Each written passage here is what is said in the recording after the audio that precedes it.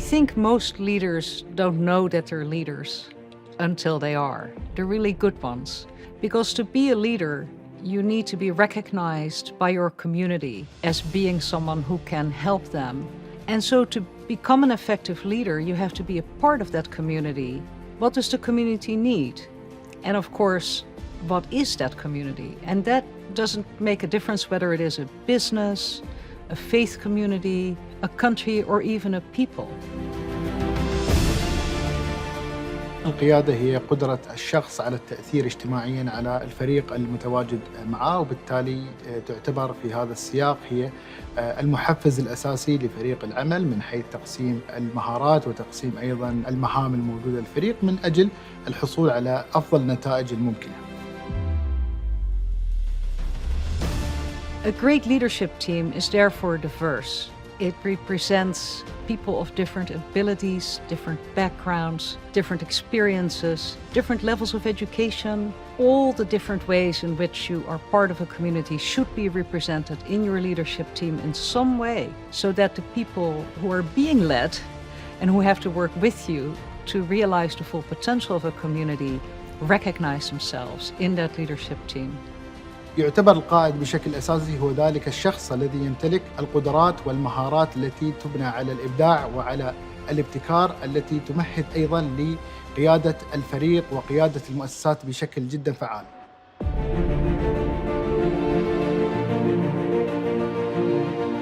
All people have it in themselves to be able to be leaders. And to be a future leader, you can also cultivate those qualities in yourself. And one of the most important ones is self-awareness, reflection on your own condition, checking in with yourself, and really figuring out whether some possibility or opportunity is the right one for you, and then mobilizing the resources to follow that opportunity. قصة قيام دولة الإمارات العربية المتحدة من أعظم القصص القيادية التي قامت على تغيير الواقع من عوامل سلبية إلى عوامل إيجابية ساعدت على تأسيس دولة الإمارات. إن أبرز ما يمثل التجربة الفريدة لقيادة الشيخ زايد رحمه الله هو اعتماده على الشخصية الكاريزمية التي جعلت لقراراته وقناعاته القبول في عقول وقلوب مواطنيه.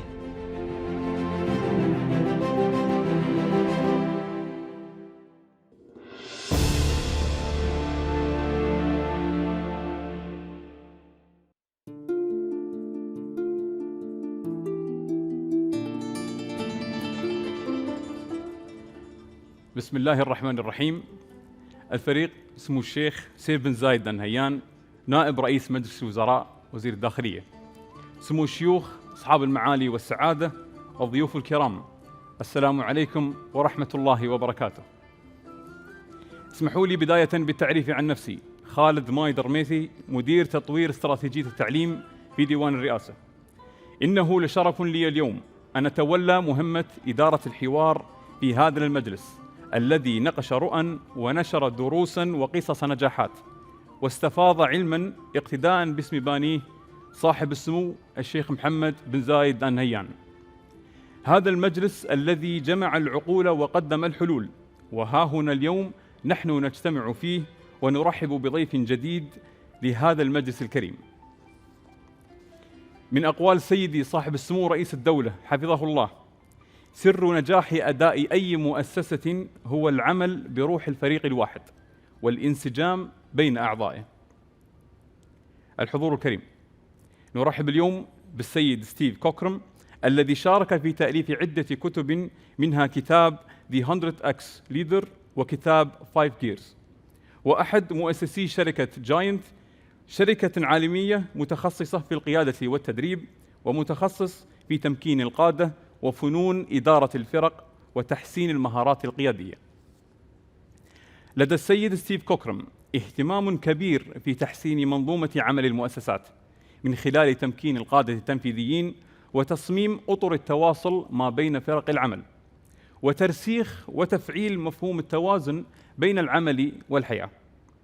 تمكن السيد ستيف كوكرم من خلال خبراته السابقة في منظومة التطوير القيادي من تطوير الخصال القيادية للعديد من القادة التنفيذيين حول العالم. محاضرتنا لليوم بعنوان إتقان القيادة والنجاح في عالمنا المعاصر.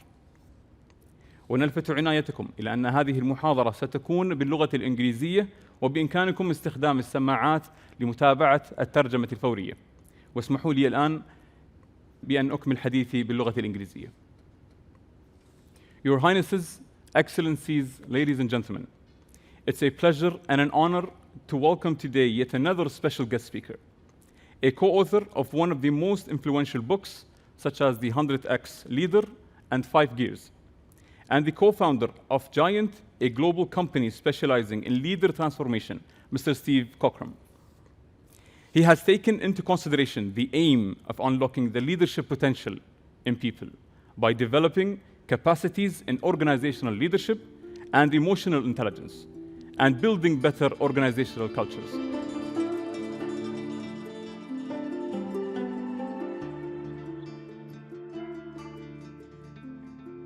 Well, good afternoon. Thank you so much for the invitation to be with you today. Thank you for the warmth of your hospitality. Thank you to all those who've taken time in the last few days to meet with Becky and I. So what the challenge for every speaker is to try and find a title that people might be interested in. And the question of what does it mean to lead and also to win in the world that we find ourselves in today is what I'd like to share a little bit with you over the next few minutes. And it's always encouraging when I'm talking to leaders that I really want to win. I love the dream of what you wish the Emirati states to be, and for anything that I'm able to share today that helps that would be a privilege. Now, by way of introduction, this journey began 10 years ago, almost to the day where my business partner and I, an American, moved his family over to the UK, and we spent a year together living in this big country estate. We had the East Wing, they had the West Wing, and we dreamed of what we'd most love to do with the next 20 years of our work, and we based it on a premise that proved to be true. We both loved history, and we kind of felt that we were in the middle of a massive cultural upheaval that happened roughly every 100, 200 years in sort of Western history, where there is a technological breakthrough that changes the world of work. And when the world of work changes, the skills of leadership invariably have to change with it. And being a bit of a historian, so you can see some pictures as well, they don't look like incredible technological breakthroughs to us today, but I promise you the printing press was an amazing moment in human evolution that led to the information age and the ability to read books in your own language, the things we take for granted today. We have James Barr and the rotary steam engine that, believe it or not, had 10 horsepower, but it led to a transformation of working practices as we moved from kind of towns to be able to be in bigger cities and the beginnings of the Industrial Revolution. And a gentleman called Tim Berners-Lee, who probably doesn't receive the recognition and the credit he should, and probably not the economic return either. In 1989, Tim Berners-Lee typed 3 letters and a dot and changed the trajectory of the world in which you and I are now called to lead. And we're at the very beginning, really, of what they're calling the digital age. Whenever there has been one of these moments in history in the past, there is almost always a dilemma that leaders face. Because on one hand, there is an entrepreneurial opportunity, because no one's been to this place before. And you watch in every moment in history, people who see the opportunity, who are not threatened and frightened by the fear of change, embrace the opportunity that the new technology brings. But on the other end of the continuum, there are those who are fearful of change, they're frightened of what it means for them, and they have a tendency to be fearful of it. And for you historians in the audience, you'll know that when the original books were printed, which led really, I guess, to the Reformation in Western Europe, many of those books were burnt, and so were those who wrote the first ones. And for those of you who remember your Industrial Revolution as you learnt it, there were many who were so threatened by the technological advance, they broke in and tried to destroy the factories. The Luddites, I think they were called. History will also tell you, though, that when a technological breakthrough happens, It cannot be disinvented. And so therefore we sit at the moment in history where there is an incredible entrepreneurial opportunity for those individuals, companies, organizations, nations that grasp the new opportunity. Don't lose the things from their past that are important, but embrace that change. And I see that and that desire in so many of the things that I read about your country. Because the question often asked is, which organizations, which nations are not just going to survive this technological revolution? Which are the ones that are going to thrive? Which are the ones that are going to win? Which are the ones that are going to embrace the opportunity, even with a little bit of fear and intrepidation, but who are going to grasp the opportunity to shape the new world and to effectively lead it? And what I wanted to do for you this afternoon was to share, hopefully, in an amusing visual way, the 3 challenges that I know every single one of you will have to deal with as we seek to lead into the world which is and is coming. One for you as individuals, which I hope will be helpful. One for those of you who lead people and teams. And perhaps also a final one for those of you who lead organizations and even nations. So the first one is this, and it's slightly more personal than most people realize. How do I, as a leader, stay emotionally, physically, intellectually healthy for the long term in a world now where work never stops? You remember in the industrial age, we used to go to work, we'd often punch in, we punched out. There were clear delineated boundaries between when we were at work and when we were at rest, when we were at play. Some of you may remember those first mobile phones. I had a briefcase. I thought I was particularly fashionable and cool, and we used to take it on holiday with us, but usually it just didn't work. But the reality is, in the world we live in today, the digital world never switches off. And you'll find that people by the side of swimming pools on vacations and holidays will still have laptops, they'll still have their iPhones or whatever it is they have with them. And one of the challenges that every leader has to face is, how do I maintain a level of health and performance over time? Because we are dealing with an epidemic in so many ways of ill health in our workplaces. People are mentally, physically exhausted. Well-being, which was never really a topic of conversation in the industrial age, is now front and center with many of the companies we work with. And tragically, the happiness index, how you track this, I've no idea, but apparently the happiness index of the world is diminishing at a time when they said the technological revolution should actually help us to be happier and healthier. And I love that part of your vision of the centennial future is linked to happiness, wholeness, family, all the things I think that we're tempted to lose when we get overwhelmed by the constant demand and treadmill of work.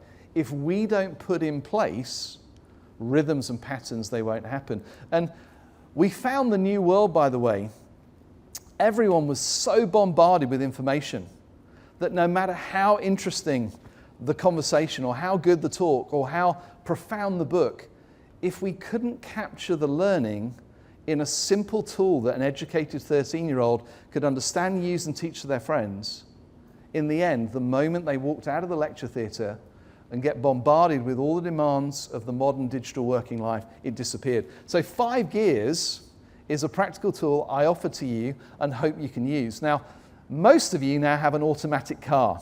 If you're lucky enough to have a Ferrari, you actually still have real gears. And if you imagine in a car, all the gears are useful. All the gears are healthy. You may love first gear in your car, but I promise you, if you're driving at 50 miles an hour, no one in the car is going to be that excited about your love of first gear. So think about your working life for a moment. 5th gear is what we call focus mode.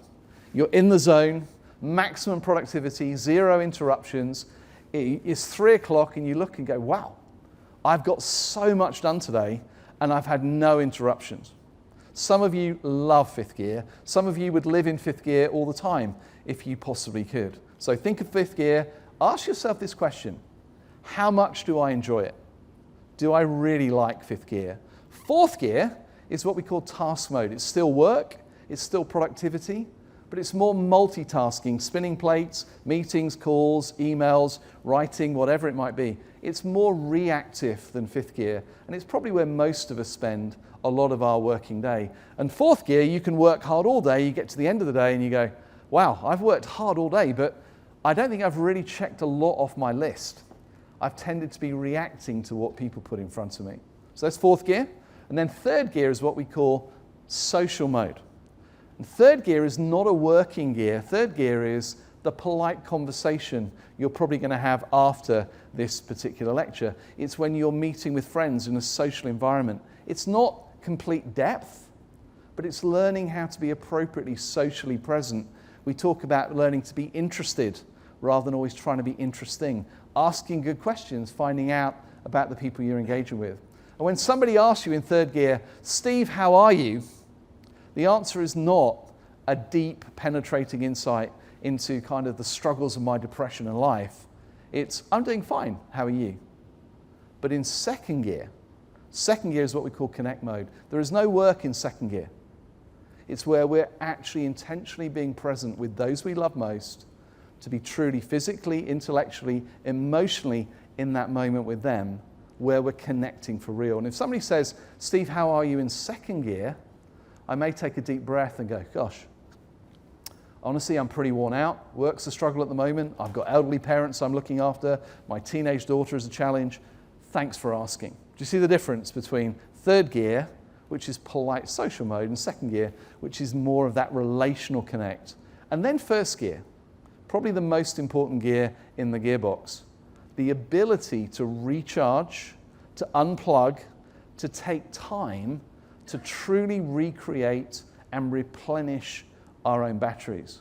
Now, in the old days, as I said, in the industrial world, the world kind of put the barriers in place for us. We knew when we were at work, we knew when we were at home, we knew when we were on vacation. The modern world, if we're careful, becomes a treadmill that we never seem to get off. And lastly, of course, reverse, which is helpful, the ability to say sorry and apologize. Now, I wonder if you think of those gears for you, which ones you are best at, which ones you enjoy most, and which ones you find difficult. I always say that I love fourth and third gear. I love work, I love winning, I love meeting new people, I love finding out about cultures. I'm good at doing number one because I love to find a way to unplug and recharge. The two I struggle most with are fifth gear and second gear. I don't really like being on my own, in the zone, having to get things done. That usually happens when I've got a tax return deadline or I'm up against a deadline for a particular book or whatever it might be. And then the one I struggle most with, and this is my confession because as someone who teaches on emotional intelligence and relational connectivity, to confess to you, the hardest gear for me is connect mode. I find myself having to be very intentional to be truly present, even with the people I love most. I've taught this to my family, and I promise you, even a couple of weeks ago, we were watching a family movie together, as we often do, and in a moment of weakness, I turned to Helen and said, I really must book the flights before we go to wherever it was. And the three children turned around and looked at me and goes, Dad, we're in second gear. You're in the wrong gear. You're in fourth, and you're going to miss this opportunity. Do you see how powerful it is when the children you teach can actually use your own tools on you? So here's two things I want you to remember. If you do not have a first gear strategy, it's very, very unlikely that you will be able to perform long term at the level of leadership and influence that you are most capable of. You have to learn how to recharge. You have to create space where you do the things that recreate you. And the second thing is this: you can't outsource the gears you find most difficult. It's really annoying, I've tried. I actually have to schedule time for the gears that I find most difficult. So I have time in my calendar called fifth gear, where I'm in the zone, I turn off my phone, I turn off social media because I can get things done. And you will find, if you look in my calendar, the big thing is there is second gear time. There are times when I try and be truly present and I put my phone away. I have an addiction to mobile phone. I don't know whether any of you have that as well. I find I start to sweat if it's not near me, and that's probably an indication that I struggle to do those second gears. So that's the first one for leaders. It's not necessarily the one you thought I was going to share with you, but if you learn how to do first gear well and teach the people you lead to do it, you will be able to lead for the long term, because the world we live in today will just keep going. If you don't do first gear, you'll struggle. So there's number one. And the second challenge, which we're going to spend more time on than the others, because I think it's the most profound for you, the audience here, is how do I learn to lead through influence more than positional power or title? Now, in the industrial world, you kind of did your time. You worked your way up through the ranks, and eventually when you got maybe to 45, 50, you reached the point where you became the director. You were the one who was able to decide what the strategy was. But up until that point, you pretty much did what you were told. The reality is, we are at a place in history where the hierarchical structures are being squashed, and what we're really dealing with is the fact there is a new generation already in our workforce who were born after 1989 who do not think and act like those of us born before that time. Now, I'm not going to ask who was born after 1989 because that might be slightly embarrassing. But for those of you who were, here's the thing you need to understand. You are at a huge advantage in the digital world. I don't know how many of you read Harry Potter, but you are purebloods in the digital world. You are a native. You've never known life without connectivity, without iPhones, without computers, without the internet. Those of us who were born before 1989, at best we are mudbloods to the new world because it's not native to us. Or there will be a temptation for some of us to be muggles and try and pretend that the digital revolution never happened and that there is no such thing as a magical digital world. So learning to lead through influence is a huge challenge, particularly for those of us of a certain age that at this point really should be the masters and the mistresses of all we survey. Some of you will be like me and slightly miffed that we happen to be born at the wrong time in history when actually there are people who are far younger than me who are more talented than I am at actually facing the challenges that the digital world pose. Because the reality is this, the world in which we are living, the world in which our children will grow up in, is far too complex now for any one person to have all the answers. The ability to build high-performing teams, to harness the superpowers of all of the people, the diversity that was referenced in the introductory video, different ages, different genders, ethnicities, belief systems, ways of viewing the world, different personalities. Leaders are going to have to deal with what we call their own wall of self-preservation, because I and you do not have all the answers. And over the last 10 years, as we worked with some of the, from the largest companies in the world like Google and Amazon, whatever it be, all the way down to small educational facilities, we've constantly benchmarked the performance of teams at the beginning of the engagement. And the reality is the average team in this system scored 59%. And that's the main reason being is that in the average team, in the average organization on the average day, 82% of people do not feel truly heard, valued, and appreciated. Now I know 74.6% of statistics are made up on the spot, but that's a real statistic that comes out of the 5 Voices book. And that explains why so many teams do not perform at the level they could, because they don't hear the wisdom and the insights of everyone that is in them. And that challenge, which is relational intelligence, is probably now more important than IQ. None of us are ever going to know more than Google. And if we thought we were, ChatGPT is probably going to answer those questions for us as well. The ability to lead people and to harness the superpowers of those you lead is the skill set of leadership in the new world. Because though those young people may be slightly annoying and asking you questions and expecting access to you in a way I never expected access to the CEO when I was growing up, what they're actually going to do is they're looking for mentors. They're looking for people who will invest in them. And so Remember I said visual tools are so much easier to remember than words. Every leader who was born before 1989 is at some point going to deal with the fact they don't feel totally secure leading in this new world. They're going to realize that some of the skill sets that they learn are no longer the skill sets of leadership for the world we live in today. And they're going to look at the young people and go, I don't really understand why you lead or why you behave the way you do. And it happens to me often because I go, I'd like to be the fount of all knowledge. That's probably my default. And I like to think that I'm the main person in any room. The biggest learning for me has been the most talented people in my team are usually not me. But here's the thing, when you will demonstrate that level of humility, when you have the ability to go, I'm not going to let my wall of self-preservation come up. I'm going to feel that fear.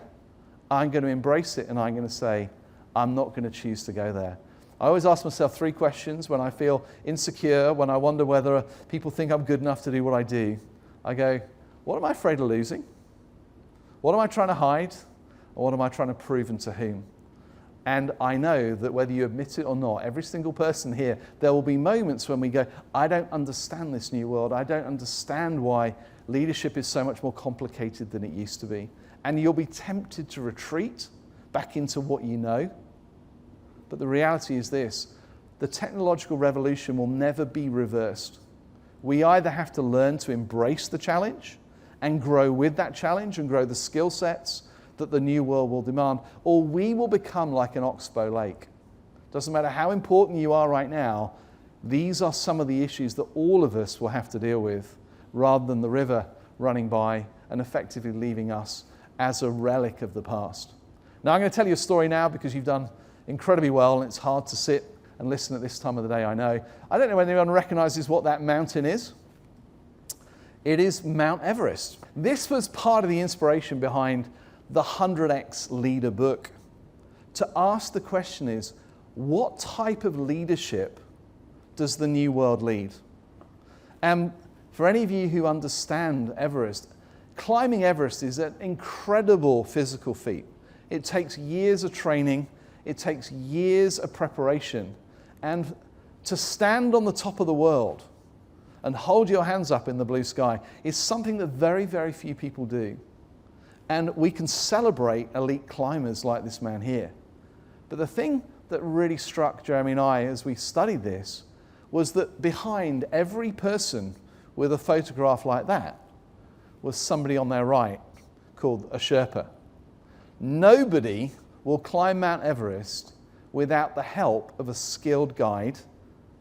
Sherpas are an indigenous people group. They were born at altitude. They literally have this incredible capacity to help people climb. They carry the packs, they lay the ropes, they move the ladders every day because the ice floes move. Behind every elite performer is always somebody who's chosen to measure their value not in what they achieved, but in how many people they enabled to do something beyond what they would ever believe was possible. And if you talk to Sherpas, we interviewed one for our podcast, they're some of the most humble leaders I've ever come across. I'll ask them, how many times have you climbed Everest? And they don't know. But if you ask them, how many people have you helped to summit Mount Everest? Every single one of them knows the number. So what you're looking at is a type of leadership which is actually very different from a lot of the leadership which we saw in the past. The leadership that has the ability to calibrate high support and high challenge for those that you are responsible for. That is what we call a liberating leader or a Sherpa. And they create the most incredibly empowering cultures where the people they lead have the opportunity to do things that often they themselves do not believe is possible. But notice that challenge is as much as support in that process. Sherpas can be incredibly fierce. If they don't believe that you are safe to climb the mountain, or you're going to put others' lives or your own life at risk, they will literally say no. It doesn't matter what you've paid to go up Mount Everest. The Sherpa in the end has a duty of care and responsibility to ensure that you have the best opportunity to get where you're going. So if you remember one tool, if you take one thing into the future, whether it's with your children, whether it's with your team, whether it's with the organization, the ability to think through, how do I calibrate high support and high challenge for those I lead? And you know, it is not as easy as it sounds. Most people think, well, I'll just do for you what I would like done for me. And you will get it wrong about 92% of the time. Part of leadership is learning to understand the people that you lead, what makes them tick, how they're wired, what it is that they're passionate about. And I always say to anyone, if you are willing to take the liberating challenge, here is a tool that you can put in your tool belt that I've used every day or every week for 9 years. And it says, at the start of the week, I think of all the people I lead and all the people I'm responsible for. And I look first in the mirror and I say, Steve, are you prepared to fight to be a liberating influence in their life again? If the answer is yes, then what I do now is I start to look not in the mirror, but I look out as a lens. And I think of each individual and I ask these 3 questions. What calibration of support or challenge do they need from me right now? Are they struggling? Are they getting complacent? What's the challenge support? And it changes every week. That's why tools are so much better than kind of a library at this stage of your life, because you need tools because the terrain changes as you lead. Second question, and this is one that we Brits struggle most with. What are the tendencies or patterns of behavior most undermining their influence? I don't know so much about you guys, but in Britain we specialize in passive aggression. We we know something's wrong with an individual, but we never tell them until they die, and then we say nice things at their funeral. And part of being a liberating leader in people's lives is choosing to fight for their highest possible good, even if it's a challenge for you, to say, how do you think you showed up in that meeting yesterday?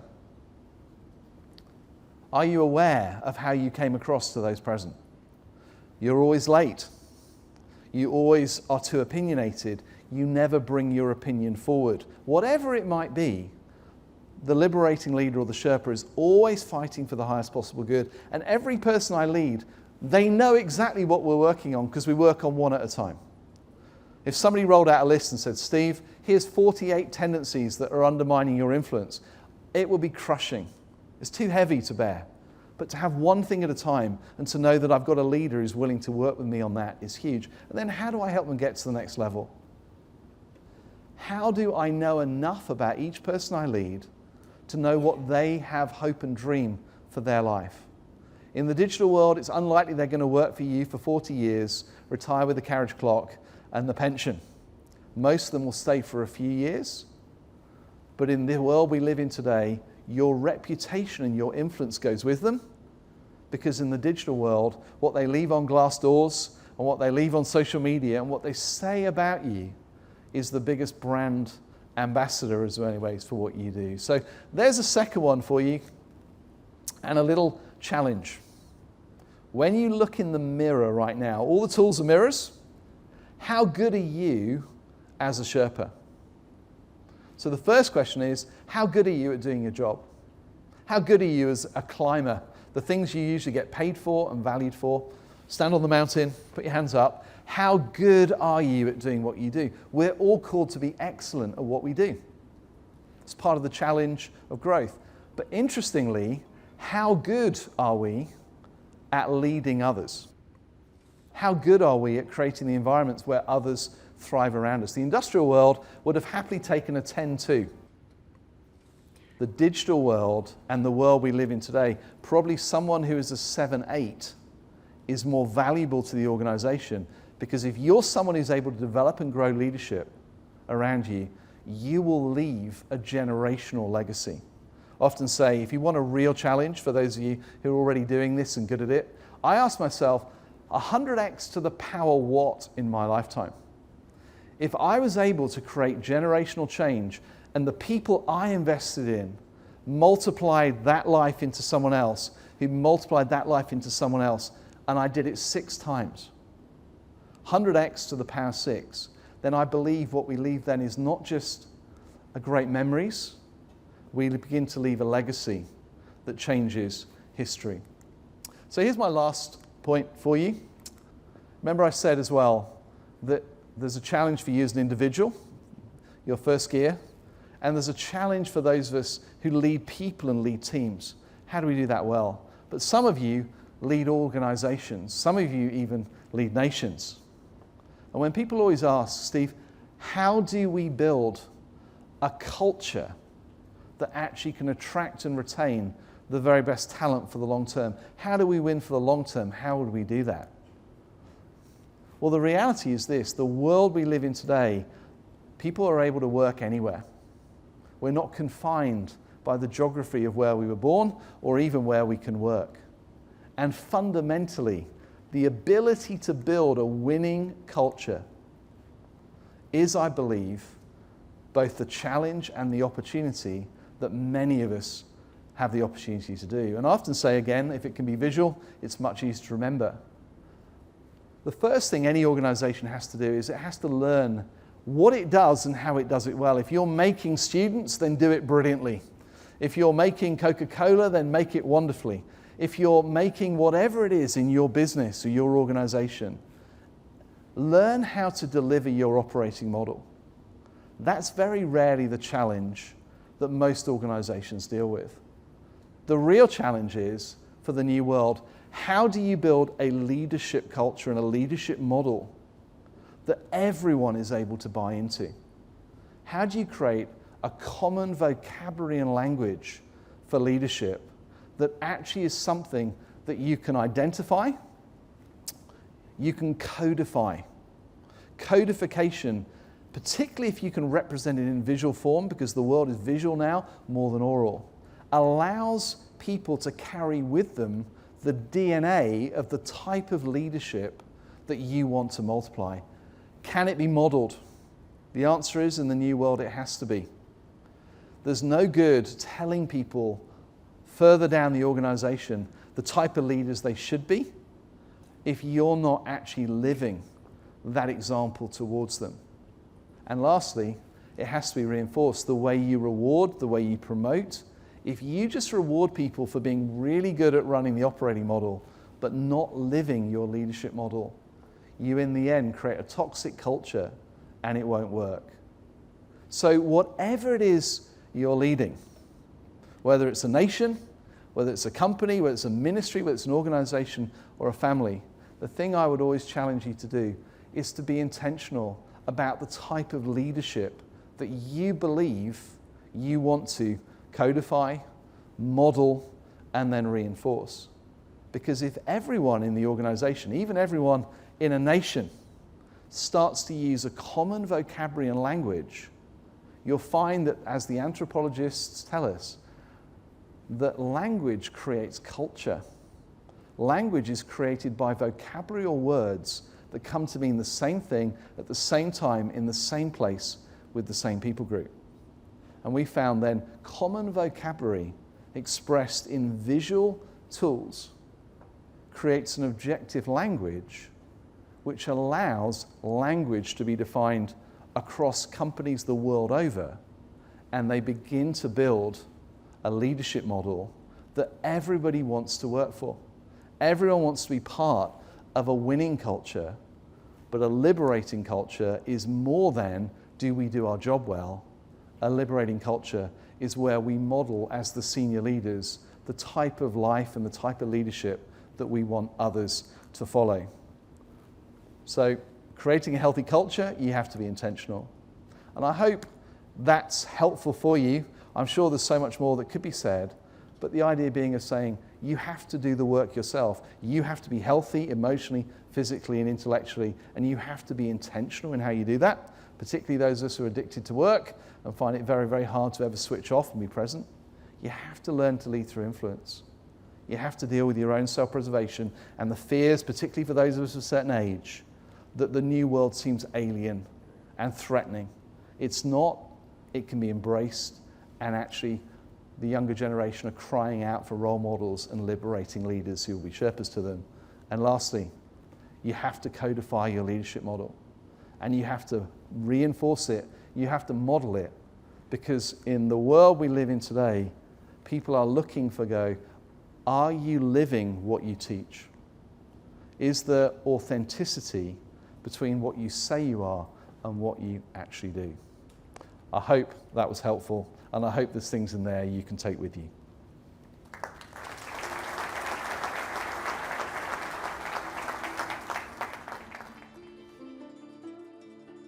Thank you so much, Steve, for the great lecture.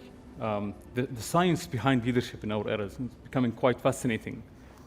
With rapid development in ways that affect it, and surely it also affects the performance of the teams as well. Yep. I'm very interested in just to go deeper, and one of the elements that you've mentioned in your lecture, there was a core relation between the leader and the teams. Mm-hmm. Do you believe that communication is one of the key foundations that affects teams' performances? Yes, there's a short answer, but I'll give you a longer one because I think you probably want that. We look at what makes a high-performing team. Google did a lot of research on this, which helped us, but they basically say there are 5 components that make a high-performance team. The first is communication, the second is relational trust, the third is clear alignment on objectives, the ability to execute, and a constant commitment to multiply capacity, because great teams usually get asked to do more. Communication is number 1, and there's a reason for that, is most leaders are too busy, and we're under pressure, and the easiest thing in the world is just to tell people what we're going to do and really just get compliance rather than full engagement. So communication is, I believe, the point at which you look round the room at your team and you ask the question is, does every person in this team feel truly heard, valued, and appreciated? Do I know the superpowers that they bring, the insights, the expertise, the wisdom, and am I prepared as the leader to create an environment where every person is able to share their best? Now, Google found 2 things in common with the highest performing teams, both of which are a deep challenge to me. One is the highest performing teams, each person spoke for roughly an equal amount of time in team meetings across a year.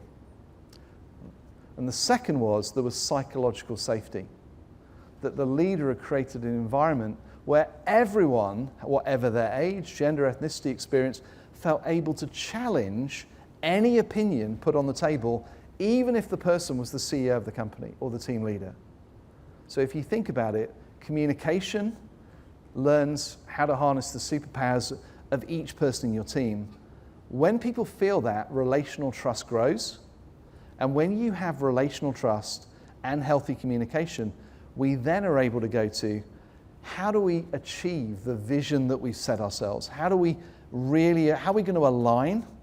How are we going to actually deliver what we do? How are we going to execute on it? So communication for me is usually the missing piece, because it's always important, but it never seems urgent when leaders are up against deadlines. But it's the reason why the average team performs at 59% of its capacity, because in the end, what you're really dealing with is usually the wisdom of the leader and maybe the one person who's loud enough to challenge their opinion. When you start to harness the superpowers of all the people, that performance goes 80% plus. And we've done it with enough. Even Google had to admit that basically the metric worked. We said, if you have a healthy team that is scoring highly themselves on those 5 metrics, it will track every KPI you measure, from employee engagement, well-being, performance. And so in a sense, they validated the belief that communication is the foundation of every high-performing team. I couldn't get a more shorter yet very elaborative answer to that question. Thank you so much, Steve. And thank you once again for the views and the lecture that we had today in our مجلس. استمعنا اليوم إلى الآراء التي شاركنا بها اليوم السيد ستيف، حيث أنه سلط الضوء على أهمية استمرار تفاعل القادة مع فرق العمل، ولكن بالأخذ بعين الاعتبار الصحة الجسدية والنفسية والذهنية، أو اختيار المستوى المناسب بين المستويات ال5 التي تطرق لها في عالم حيث العمل لا يتوقف أبداً، وأن القادة يمكنهم قيادة الفرق من خلال الإلهام، التواصل والتأثير الإيجابي، وبشكل أكثر تفاعلاً من استغلال المسمى الوظيفي أو الإدارة السطحية، وباستخدام أيضاً طرق مبتكرة مثل نظام التواصل أو كما أسماها السيد ستيف نظام الأصوات الخمس. وأن القيمة الكامنة وراء بناء ثقافة مؤسسية يمكنها في النهاية جذب أفضل المواهب والعقول واستدامتها مؤسسياً. أود أن أشكر السيد ستيف مجدداً على محاضرته القيمة والرد على السؤال، وأشكر أيضاً الحضور الكريم على حسن استماعهم. وفي الختام نجدد الشكر لسيدي صاحب السمو الشيخ محمد بن زايد آل نهيان رئيس الدولة على استضافة هذه المحاضرات الهامة في مجلس سموه.